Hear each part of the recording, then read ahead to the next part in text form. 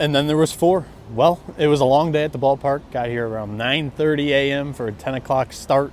A resumption of the game 8 that we saw take place through the first 3 innings of LSU and UCLA. LSU, went into this morning leading 5-3. They pulled away in that game over the Bruins. And unfortunately, we saw the Bruins drop 2 games within a span of 10 hours. So that was definitely not a fun topic around these parts in Omaha. What was a fun topic, though, is your boy went 3-0 on the 3 games today. That's right. So we had LSU on the run line -2.5. We had Louisville as a money line pick, but the over was my favorite of the selections in that matchup. Both of them hit for what it's worth, but the over for me came through. We got a couple of runs scratched across late by Louisville that were able to get that thing across the finish line. And then we also saw Arkansas really kind of pour it on UCLA after UCLA had the bases loaded, man. 2 outs. Dean West on third gets a gigantic lead. He breaks for home, and by the slimmest of margins, he's tagged out. And, man, that's golden rule. One of a few golden rules in baseball. Don't make the final out of the inning at home. Don't make the final out of the inning at third base either. And it happened.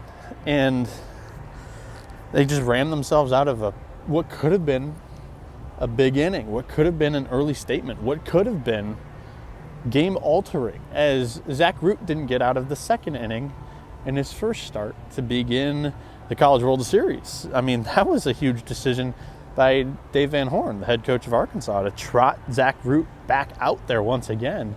And he labored in the first inning and to ride him. And he was able to get out of the first. He was able to get into the fifth, and I think he finished 5. And that was very much, I think, a luxury. I don't even think it was needed for this Arkansas pitching staff that has just so many arms that they can really deploy here in Omaha. So they are still in a great position. They play LSU in the semifinal game in the bracket final on the right side here.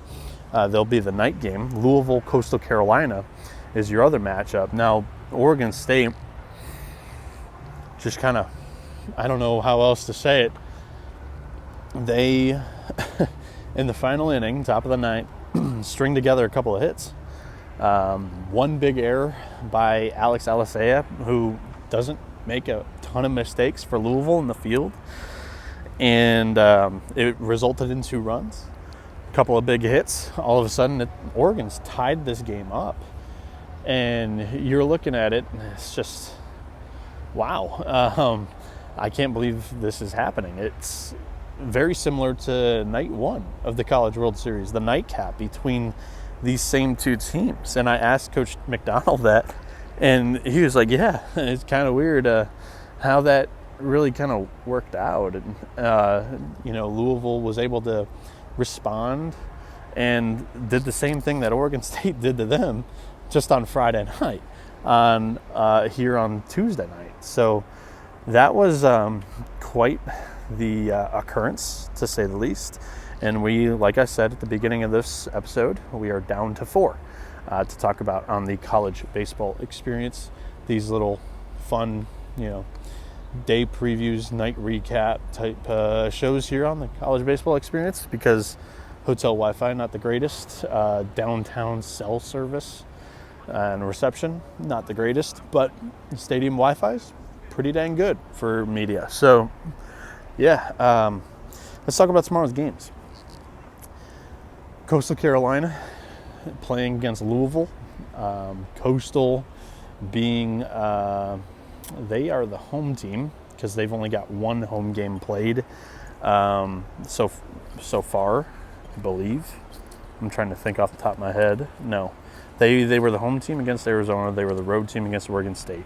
Louisville was the road team against Oregon State, home team against Oregon State. And so Coastal Carolina will be the home team in this game.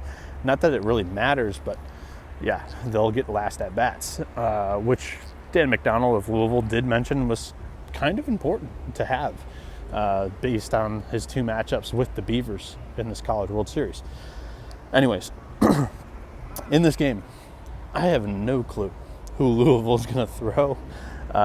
Your guess is as good as mine. I keep throwing out the name TJ Schlegeter. We have not seen him yet in the College World Series, so that remains a possibility, but who knows? If it hasn't happened yet, I mean, they tried it out, Tucker Biffen, once again, to close out the 9th inning there against Oregon State today, so maybe Schlegeter is not an option. Maybe I'm uninformed. He could not even be on the College World Series roster. I highly doubt that, but that's my best guesstimate right now. For Coastal Carolina, they got a lot of options. They had, 2 days off, which is definitely a luxury. No team outside of them really even had a day off, because LSU just played today. They will get that day off, but it just this day seems so crammed because they'll get just Wednesday off. They play. No, not Wednesday off. I had it right the first time. No team other than Coastal has a day off, and Coastal had 2 days off. I'm scrambled doing this thing on the fly. But it's a luxury. And I think they're going to go Riley Eichhoff, who only threw 45 pitches, I believe, in that first game against Arizona, and was very, very solid. Induced a lot of weak contact against this Louisville team. They are going to put balls in play. That is for sure. And it makes them an interesting dog because we're going to get weather here tonight, as you can see behind me. Grounds crew is laying out the tarp as we speak. They are over here. We're going to get weather tonight, some rain, nothing that will affect tomorrow's games. However, when that cell moves past the stadium, literally the entire weekend, the wind has been blowing in by 5 to 10 miles an hour the entire College World Series. Tomorrow, the afternoon game specifically, it is blowing out, could be at a maximum of 20 miles an hour, blowing dead center. Take that what you will. Louisville's played very, very close games throughout this College World Series. When you look at the 2 Oregon State games and the Arizona game, they all came down to pretty much the 8th and 9th innings. So plus 2.5 seems very, very, soft. Something that I would be looking at as my favorite pick in this game. I think the Cardinals will be able to compete. But Coastal Carolina just continues to impress me. And, the reason why LSU has won the 2 games, the reason why Louisville has won the 2 games that they have in this College World Series so far has been their opponents' miscues. Coastal Carolina is very, very disciplined, very good defensively. They're not, I say this and it could happen, but, Oregon State entered this College World Series with the best fielding percentage in program history, and it happened to them. But I just don't think that Coastal Carolina is going to allow Louisville to speed them up. In fact, that's kind of Coastal Carolina's strength offensively as a team is they're not going to be swinging for the fences. They put the ball in play. They put pressure on the defense. And Louisville's made quite a few errors here in the College World Series. I think Coastal's going to win this game. So as the grounds crew do a great job here in Omaha, you get a little bit of everything here on the college baseball experience. But I think Louisville's going to keep it interesting. Plus 2.5 is not a bad option. Coastal Carolina to win, though, would be my pick. But it's, juiced pretty up there. And it's just not a great thing.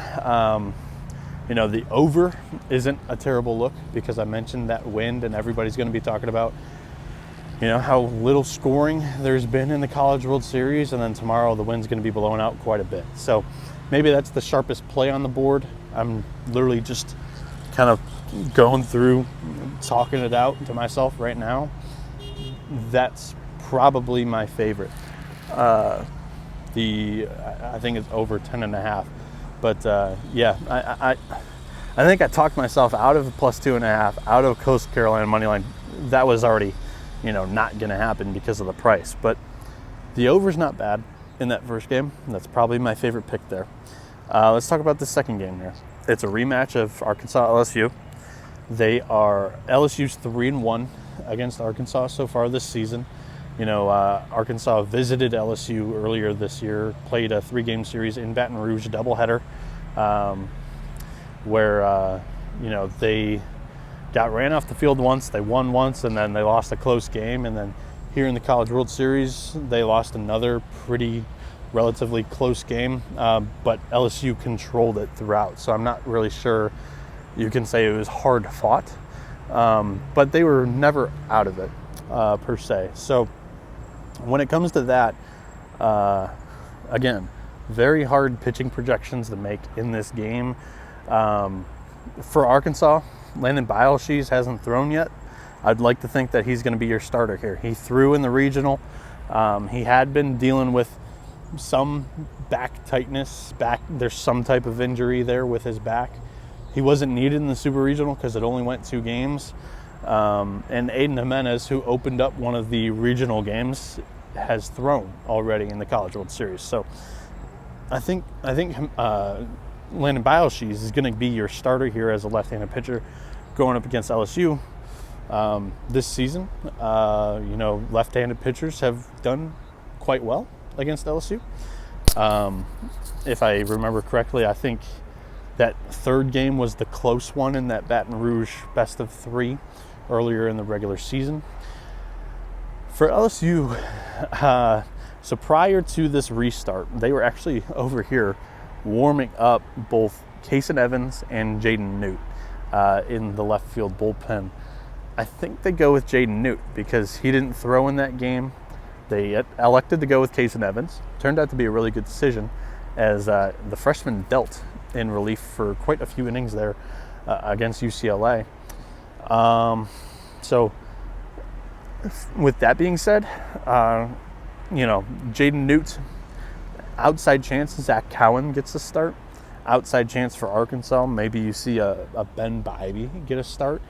Running the projections over at College Baseball Insiders for those projected pitching matchups, you're going to see anything fluctuate from LSU to Arkansas minus 130. That'll be the highest that either team's favored there. And then there should be, value on either side should it be, inflated over that number of fair value. For the game, the wind's not going to be as strong looking at it just on projection for the night game compared to the afternoon. Arkansas's offense has been a little bit asleep at the wheel. Today they were able to get a clutch hit from Logan Maxwell that kind of put the game out of reach today. They did make it very interesting in the 9th inning, and I mean, the ghosts here in Charles Schwab Field for Arkansas are very, very real. You just can't make it up. The fan base feels it 1,000%. And LSU is going to be a madhouse. I actually thought that it wasn't a tremendous showing from Arkansas today in a loser's bracket game in a midweek where, maybe the fans went home for work, whereas LSU, they were outstanding Monday night. Then the rain delay happened, and then today,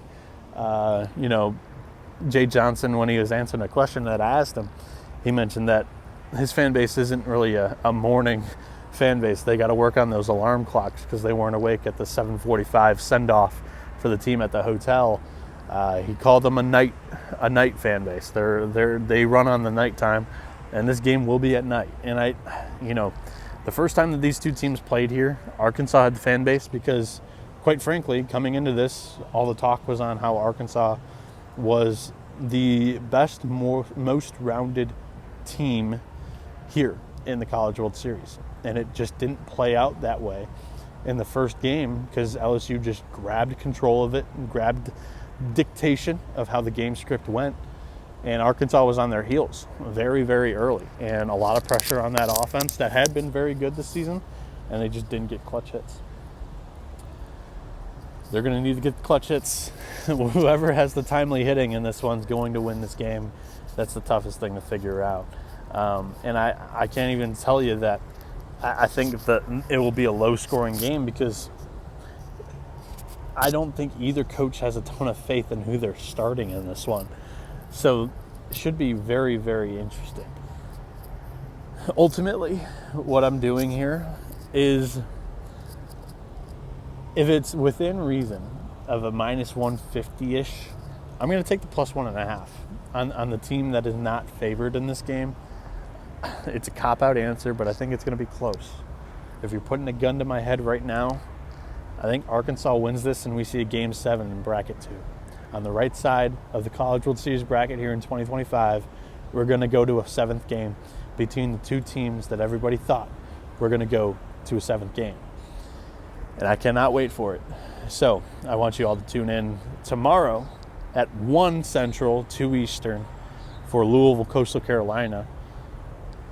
And man, if we get a mid-major into the College World Series finals in a year like this, when the dialogue all season long was, man, I don't know if it's it for the little guy.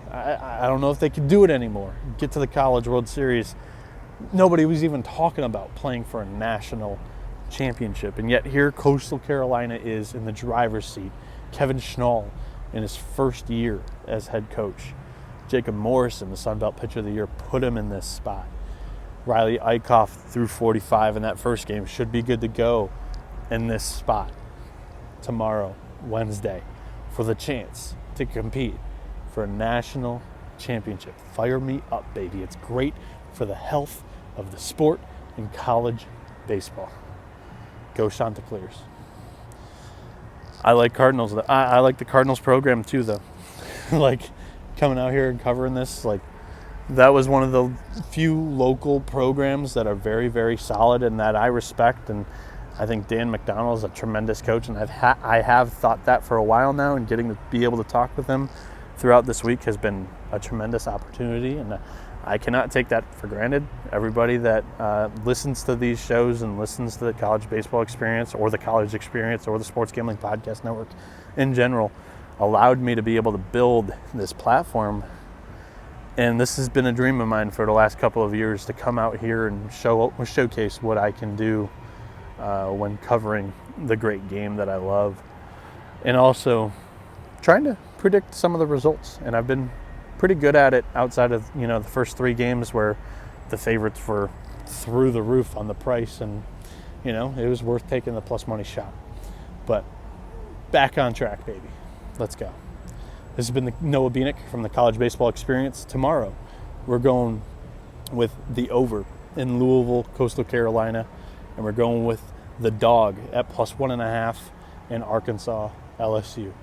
Good luck to those who tail. This has been the College Baseball Experience. You better start thinking about yours, and we are out of here.